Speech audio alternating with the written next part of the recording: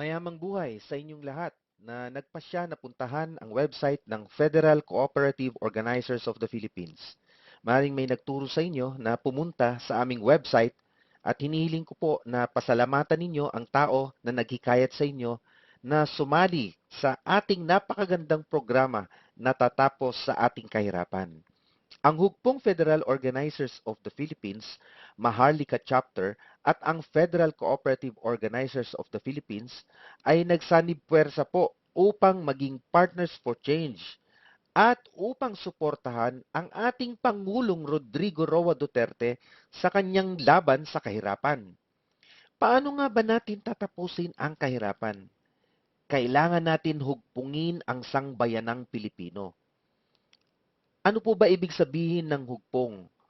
Ang ibig sabihin ng hugpong ay pagkakaisa. Kailangan po natin pagkaisahin ang sambayanang Pilipino na pairalin ang federalismo at kooperatibismo sa ating bansa upang matapos na ang kahirapan. Ano ba ang federalismo?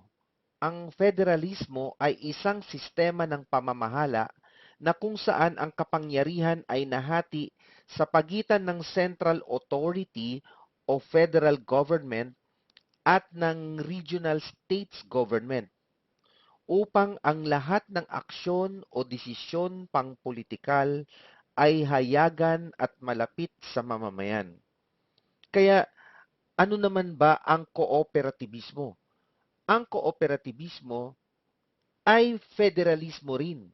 Bakit? Dahil ang sistema ng pamamahala nito ay nahati rin sa pagitan ng central authority, ang tertiary cooperative. Ito ang federation ng mga secondary co-ops at ng regional states government na ito yung mga secondary cooperatives na federation naman ito ng mga primary cooperatives. At lahat ng aksyon o desisyon pangpolitikal ay hayagan at malapit sa primary cooperatives na binubuo ng mga tao na kasapi ng kooperatiba. Ibig sabihin, kung ang kooperatibismo ay paiiralin sa buong bansa, umiiral na rin ang federalismo. Dahil dito, layunin ng Hugpong Federal Movement of the Philippines, Maharlika Chapter, at ng Federal Cooperative Organizers of the Philippines na bumuo ng 42,036 barangay cooperatives sa buong Pilipinas na pamamahalaan ng 82 regional federations sa ilalim ng isang national federation. Ang pinakamalaking hamon para magawa natin na hugpungin ang buong sambayanan o pagkaisahin silang lahat at hindi basta mabuwag kailanman ay ang kilusan na tutulong na mabago natin sa puso at isipan ng bawat Pilipino na maging isang pilantropo. Dahil ang pagkakawatak-watak natin ang siyang hadlang sa ating pag-asenso. Ngunit kung ang mamamayan ay nagkakaisa, madali tayong umasenso. Nahahati kasi tayo sa iba't ibang reliyon, iba't ibang political ideologies, political parties at iba pa. Kailangan natin magkaroon ng common goal at ang ating common goal ay ang pilantropiya. Okay, nasa puso mo ba ang pagmamahal sa kapwa? Lalo na sa mga mahihirap at nangangailangan. Gusto mo ba sila tulungan sa abot ng makakaya mong ibigay? Kung ito ang ugali ng puso mo, isa kang pilantropo. Ang pilantropo ay wikang Griego na dalawang salita na pinagsama. Pil, ang magmahal, at antropo, kapwa-tao.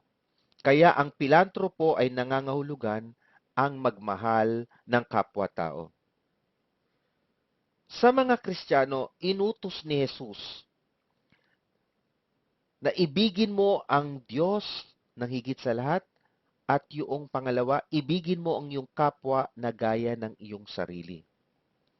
Kaya nga, doon sa kautusan na iyon, iniuutos ng ating Panginoong Hesukristo na ibigin mo ang iyong kapwa, na unahin mo sila bago ang iyong sarili. Sa mga Muslim, sa isa sa 5 pillars of Islam ay ang zakat o kawanggawa, ang pagtulong din sa kapwa, na mahalin din nila ang kapwa-tao. Kaya nga, maging Kristiyano man tayo o maging tayo ay Muslim, iisa ang kahulugan ng ating relihiyon at ito ay ang mahalin ang ating kapwa-tao. Sa makatuwid, tinatawagan ang lahat ng mga tao na maging pilantropo. Ano kaya ang magaganap kung lahat ng tao ay susundin ito? Maniniwala ba tayo kung sasabihin ko na mawawala ang kahirapan ng sangkatauhan kung lahat ng tao ay magiging pilantropo? Akala ng mga tao na ang pagiging pilantropo ay para lamang sa mayayaman. Ang katotohanan, ang pilantropo ay mabuting kaugalian para sa lahat ng mga tao. Higit na kailangan matutunan ng mahihirap ang pagiging pilantropo. Alam niyo ba kung bakit? Dahil ito ang susi patungo sa kasaganaan. Dahil ang magmahal sa kapwa-tao ang siyang pinagpapala. Ang tumulong sa kanila sa abot ng iyong makakaya ay pinagpapala. Kagaya rin ito ng pagtatanim ng binhi. Kung ano ang iyong itinanim, yun din ang iyong aanihin. Ang itinanim mo na pagmamahal sa iyong kapwa ay magbubunga ng maraming pagmamahal mula sa iyong kapwa. Kaya sa batas ng kalikasan, ang itinanim mo na isang butil ng mais ay magbubunga ng maraming busal na mais na may maraming butil. Sa makatuwid, ang tao na nagsasanay ng pilantropiya ay ang mga tao na sumasagana at pinagpapala. Kaya kung lahat ng tao ay pilantropo, walang taong mahirap.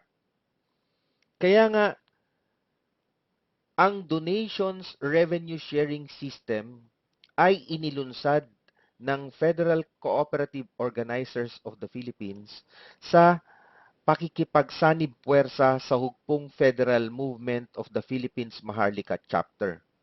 Ang Donations Revenue Sharing System o DRSS ay pilantropiya.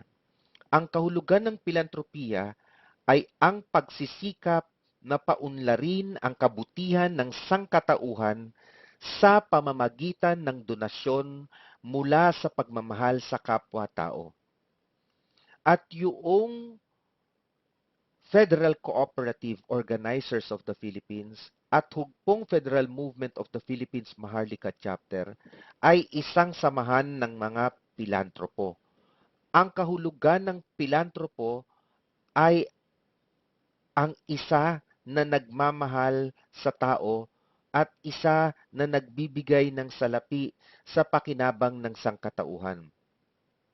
Kaya nga, ang DRSS ay inilunsad upang lahat ng sumali ay magkaroon ng pantay-pantay na pagkakataon na magkaroon ng pondo para sa kanyang pagtulong sa kapwa. Bawat sumali sa DRSS ay nagdodonasyon ng 300 piso kada buwan. Siya rin ay may tungkulin na magdagdag ng 3 pilantropo sa organisasyon. At dahil doon ang mga pilantropo na nagtutulungan ay mabilis na dumarami. Bawat sumali ay agad kumikilos na sa loob lamang ng 1 linggo, siya ay gagawa na upang maidagdag niya ang 3 pilantropo sa organisasyon. Ito ang tinatawag namin na triple concept. Mabilis na dumarami ang mga pilantropo ang nagmamahal sa kapwa-tao dahil lahat ng sumasali ay kusang loob na itinuturo ang kahalagahan ng pagiging isang pilantropo sa buhay natin para sa ating kasaganaan at pag-unlad. Kaya nga, ang matibay na paniniwala natin na ang pilantropo ang daan palabas ng kahirapan, ang dahilan kung bakit misyon nating lahat na gawing pilantropo ang lahat ng mga tao. Kaya nga, paano natin gagawin ito? Obligahin natin ang ating sarili na ituro sa 3 tao sa loob ng 1 linggo mula sa pagsali natin sa DRSS na sila ay pasalihin rin natin sa DRSS at sila'y maging isa ding pilantropo. Sa makatuwid, may 2 papel na ginagampanan ng pilantropo. Una, bilang donor at ikalawa, bilang fundraiser. Bilang donor, tungkulin mo na magdonasyon kada buwan ng 300 piso. Bilang fundraiser, tungkulin mo na magdagdag ng 3 pilantropo sa loob ng 1 linggo. Ito nga yung tinatawag nating triple concept. Bilang fundraiser, dahil sa triple concept, mabilis mo na mabubuo ang fundraising amount goal mo na 2 million pesos na mabubuo mo ito sa loob lamang ng 10 linggo o 2 buwan at kalahati. Saan mo naman gagamitin ang 2 milyong pondo mo? Ito ay gagamitin mo bilang capital share mo sa pagsali sa pagtatatag ng ating mga barangay cooperative banks o bank co-op na itatayo ng Hugpong Federal Movement of the Philippines Maharlika Chapter sa pakikipagsanib puwersa sa Federal Cooperative Organizers of the Philippines na itatatag ito at itatayo sa 42,036 barangays sa buong Pilipinas.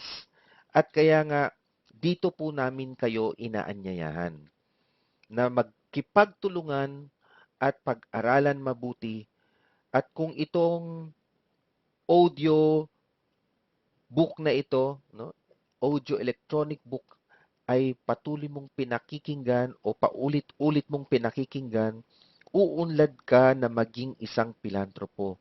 Isa puso mo at isa isip mo ang mga nilalaman nito hanggang masabi mo sa iyong sarili, ako ay isang pilantropo. At kaya nga, ako po si Timmy Richard Gabriel, ang founding chairman and president ng Federal Cooperative Organizers of the Philippines, ay nagpapasalamat sa inyong pakikinig at kung mayroon pa po kayong mga katanungan, maaari kayong makipag-ugnayan sa aming tanggapan sa 2772 Bruger Street, Barangay Putatan, Muntinlupa City. O maaari po kayong tumawag sa 0917-343-8541 or 0995-996-1715. At kung may pwede rin po ninyong puntahan ang ating website, no, ang federalcooperative.weebly.com at pwede rin po kayong mag-email sa federalcooperativa@gmail.com. Maraming salamat po.